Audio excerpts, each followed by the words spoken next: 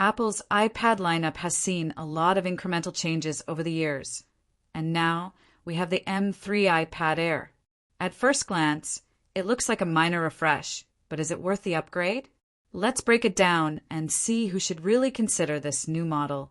Design and display, sticking to the basics. The M3 iPad Air continues Apple's tradition of keeping things familiar. It still comes in 11-inch and 13-inch sizes, and if you're wondering about colors, Apple has kept things the same. Space gray, blue, purple, and starlight. If you were expecting a bold new design, that's not the case here. But here's where things start to get a little disappointing. The display is still 60 Hz. If you're into smooth scrolling and animations, this might feel outdated, especially when even mid-tier smartphones offer 120 Hz refresh rates. Apple reserves its promotion, 120 Hz refresh rate, for the iPad Pro lineup, which is a bit of a letdown considering the price point of the Air. The big upgrade, M3 chip performance. Now, let's talk about the biggest change, the new M3 chip. Apple has packed its latest 8-core CPU and 9-core GPU into the iPad Air, promising better performance across the board. Apple claims the M3 iPad Air is 2x faster than the M1 iPad Air and 3.5x faster than older iPad Air models with A-series chips.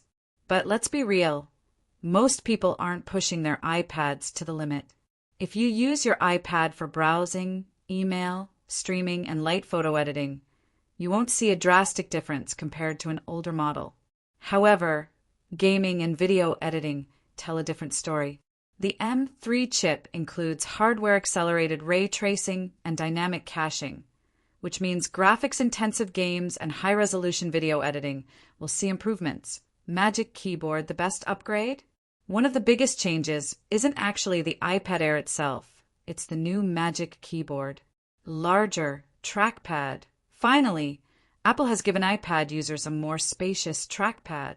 Function row. Now, you can control brightness, volume, and media playback directly from the keyboard. USB-C charging. The keyboard itself has a USB-C port supporting 60W pass-through charging. The best part?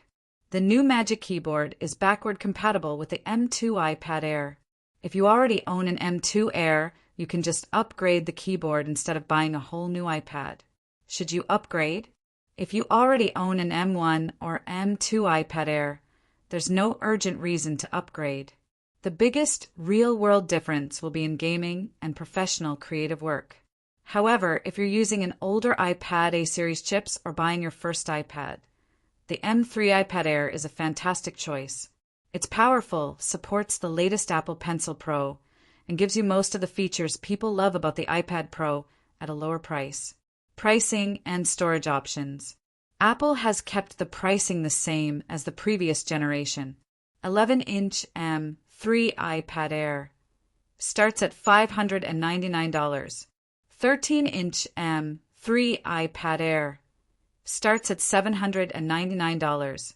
Storage options: 128 gigabytes, 256 gigabytes, 512 gigabytes, 1 terabyte. Magic Keyboard, $269 11-inch, $319 13-inch. Final thoughts, who should buy it?